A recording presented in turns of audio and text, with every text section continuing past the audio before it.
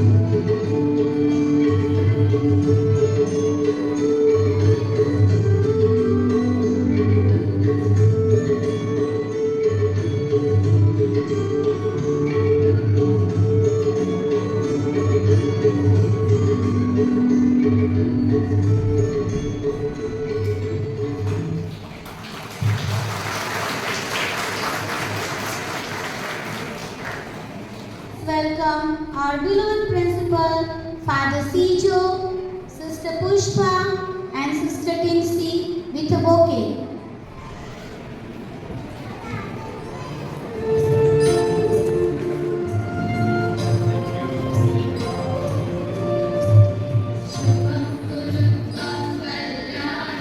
Now, here comes our sweet angels, Deemahi and Krisha, to welcome you all on this auspicious day by this sweet and Good morning, Namaste, Salam, me, Dhimani, my friend Krisha. Take this talk, the honorable guest, Sister Maria, Reverend Father Sijo, respected Sister Pushpa, honorable parents, respected teachers, and the new twinkling star, our dear friends, youngest Saint